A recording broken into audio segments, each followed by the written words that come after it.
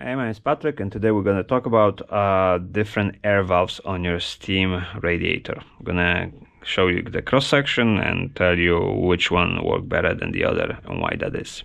Alright, so let's start it. Okay. So we have three different valves. Those are like one of the more popular ones on the market. So we have Varivalve. We have this one right here. We have Veri-Rite, this one right here, and Maid-O-Mist, this one right here.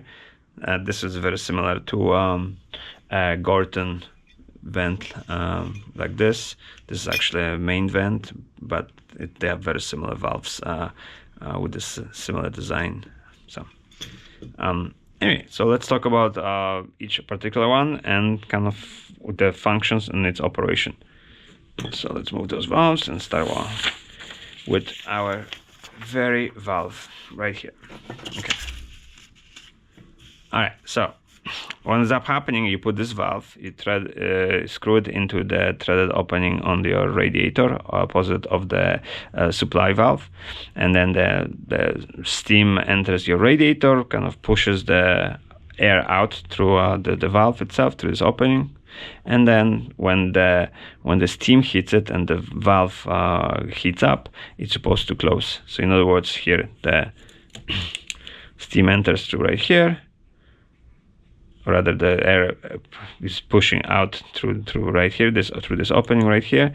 And then at some point when the steam enters it, this bellows inside here expands and then pushes this I guess some kind of closing ball or valve, let's call it, and then because the bellows expand, it closes it down, and then the steam cannot escape anymore. Again, that's the theory. One of the cool things about this valve is that it's adjustable, so it has this function right here where you can close and open the whole valve. Yeah. The problem with that is that even when you totally close it, it's not tight enough. There's will be always a little bit of air being released. So that means air being pushed out. So that means a little bit of steam being pushed out as well, even when you have it in a closed position. It's the advantage of this valve is this opening is actually quite large. So because of that, it releases, when it's open, it releases tremendous amount of push of air. So that means when the steam enters the radiator, it pushes the air quite efficiently. This advantage of pushing too much air too quickly is that it causes condensation. And this valve is very known for spitting lots of water. You can see lots of little droplets of water coming out of it, specifically partially because of few factors. It internally has no way of draining all that water that potentially collects inside here, and also because it pushes too much, allows so much air quickly escape it, so that there is a quick condensation happening. So they tend to be valves that on one hand very quiet because the opening is so irregular. At the same time, they tend to be in return being quite loud in terms of quality of the noise, because you see gargling a lot when you use those valves. Another thing that lots of users have noticed about those valves is that the bellows attached to this sealing device via some kind of glue, and because of that, kind of when those bellows close and open and close, open and close, at some point this glue weakens, and then this closing device might fall out of bellows and permanently close this opening, so that this valve will never be able to release the air. So if you remove it, there's a little bit of sound.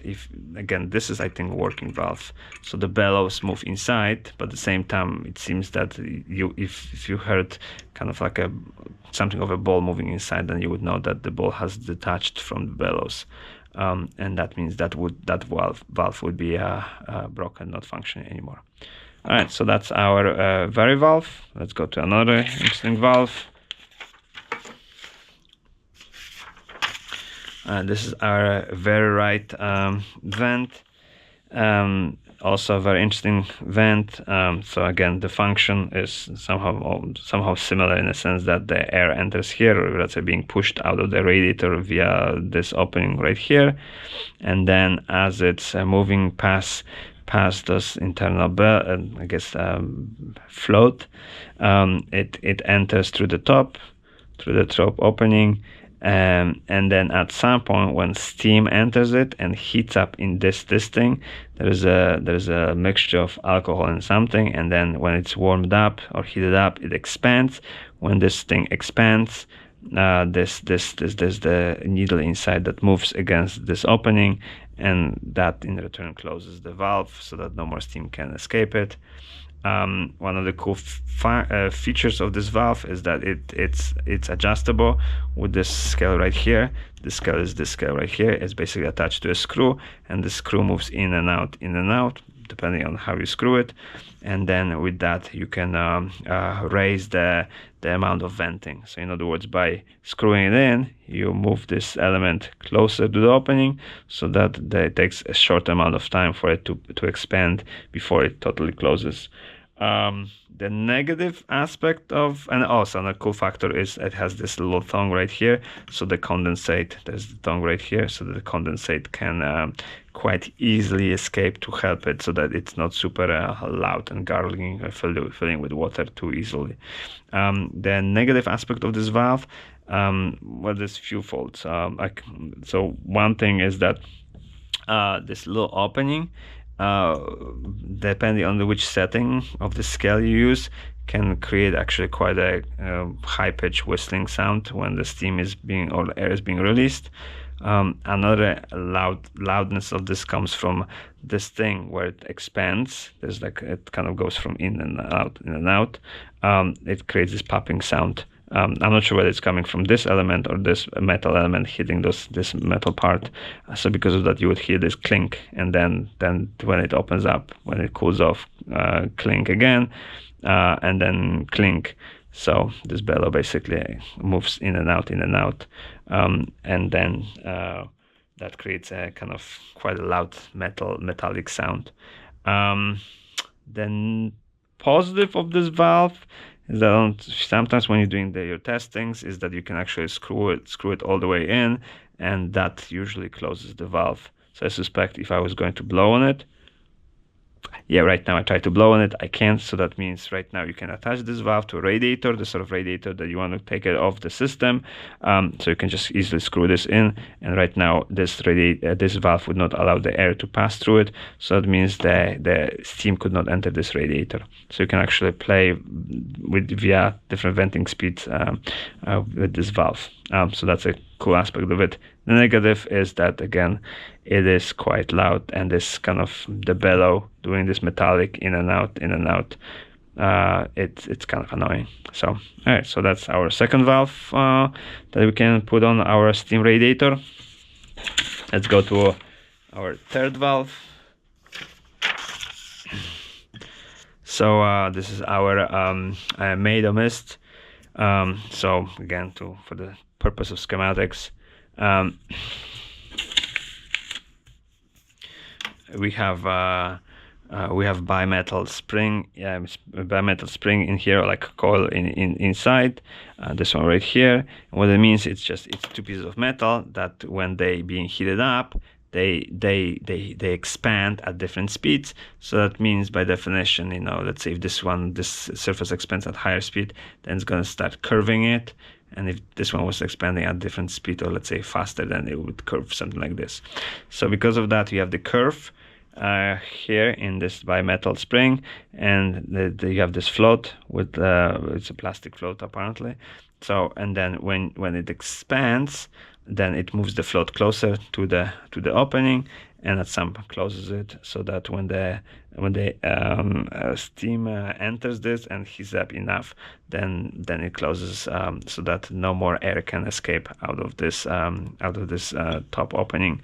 Another cool feature of this Maid-O-Mist air valve is that you can unscrew those top opening, and they usually come with replaceable openings of different size.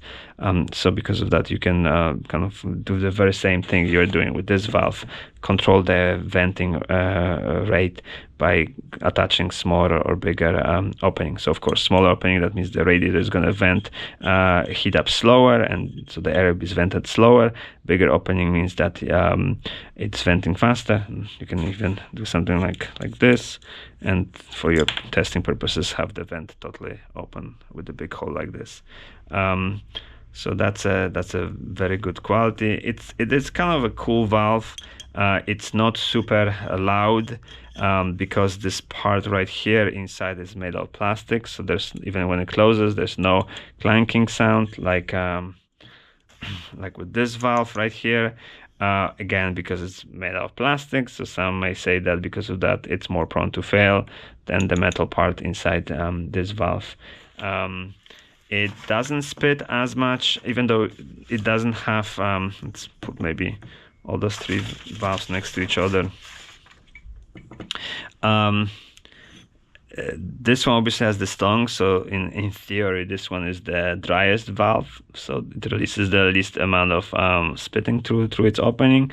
This is, I would say, somewhere in between. Sometimes you see a few droplets on a properly working system coming out of here, but generally speaking, it's a kind of it's a nice valve. I like this valve a lot because it's decently quiet. It's not as quiet as this valve. The only problem with this valve is that it releases lots of gargling, wet sound, unlike this one.